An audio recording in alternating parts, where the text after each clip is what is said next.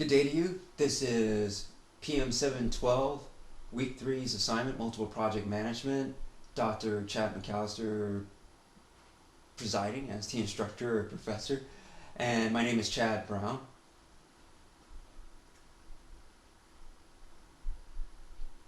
And there's another part of the assignment cover sheet.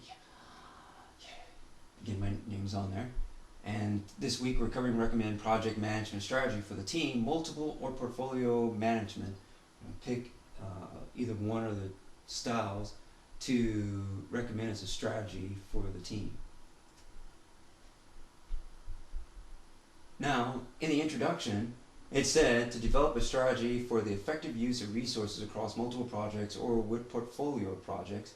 And immediately, the assignment asks for the criteria listed in the project overview statement, or think of the assignment paragraph at the beginning as an assignment overview statement, much like a work overview statement or a work invoice.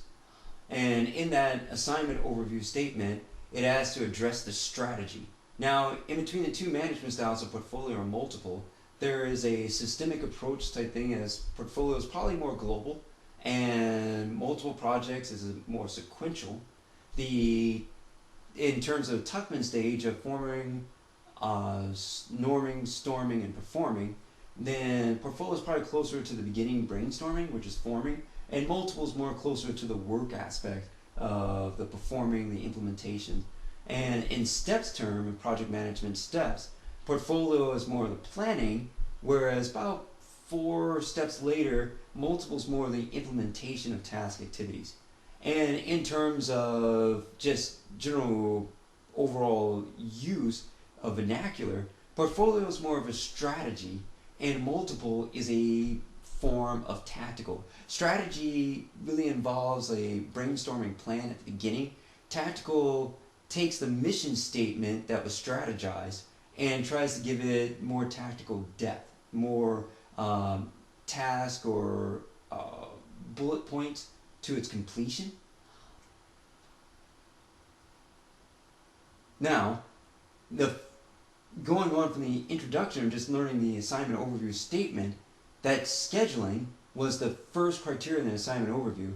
This effect increases as more as the assignment of human resources to departments is arbitrary and does not reflect specific skills.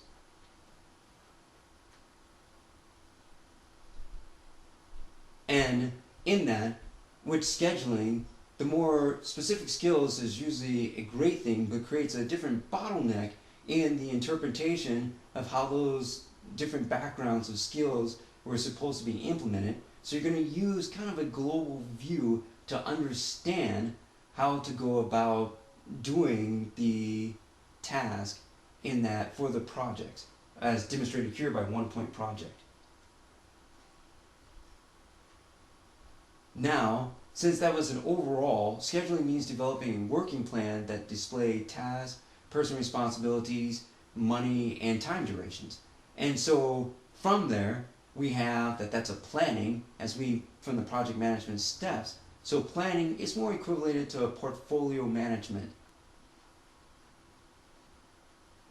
Now, for the second criteria, resource allocation, other than just the overview, so it's really the third criteria mentioned in assignment overview. Work breakdown, task, activity process, iteration creates closed loop flows of work in which defects or optional changes for improvement are discovered, changes are made, and the work is checked or tested again for additional change requirements. Iteration can greatly magnify the total work effort needed for completion because rework can expose or create additional change requirements. Now, again, from one-point project, task activities are going to be listed in the work breakdown structure with prioritized or with colored task post-it notes. And those are the original requirements without the rework requirements of additional requirements of other groups or their ideals coming into it needing other prioritization. So rework creates tactical requirements in the project, thus a new cumulative project scope creep for the project is increased via new task requirements. Since that's tactical in a vernacular use,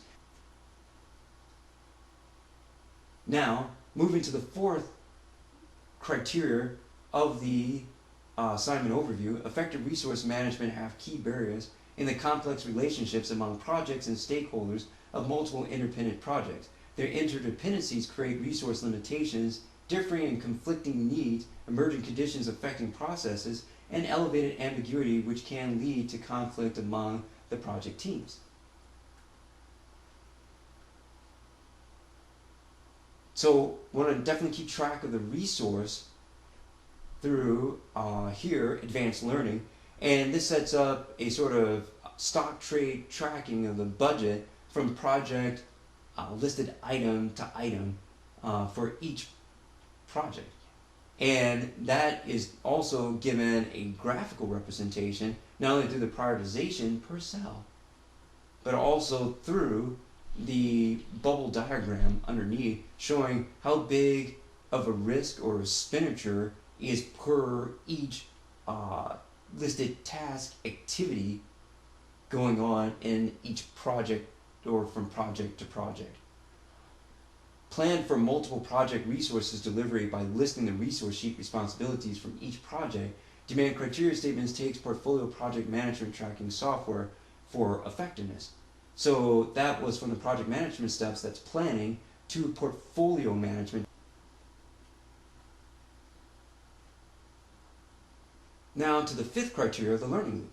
With a right learning loop, there exists only a unique progress ratio for each particular product. Both this fact and the initial concavity of the learning curve are phenomena attributable to observing progress in the midstream of process, not from the beginning.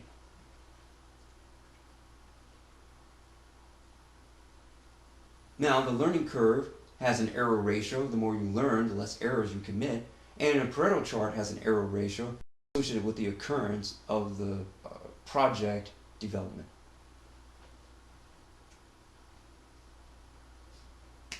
Now, from that part, unique ratio calculations are made in that right model or the Crawford learning loop, and they're suited for work task activities performed by multiple project managers, delivery arrow node to node diagrams.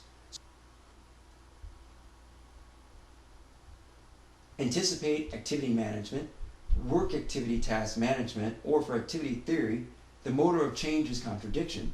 Contradiction is referred to anything within the system that opposes the overall motive of the system, the aim or purpose that subjects within the system are individually or collectively striving toward.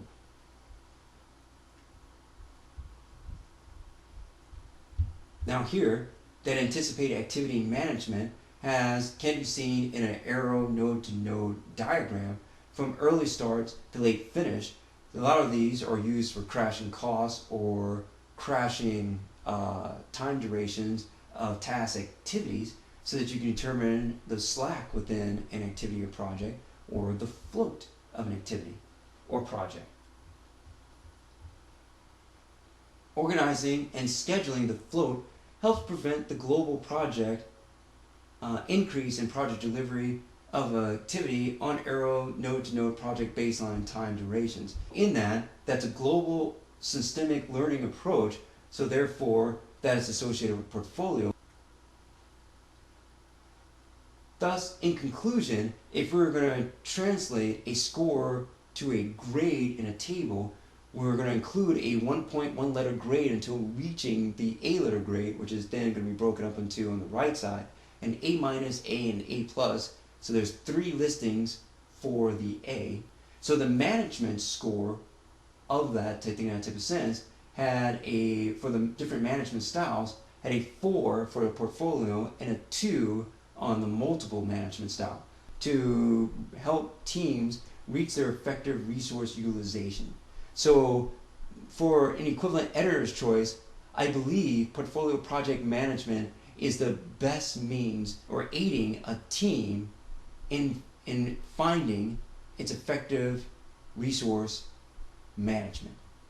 Thank you for listening to me. This has been Chad Brown with North Central University and Project Management 7012 Multiple Projects Management.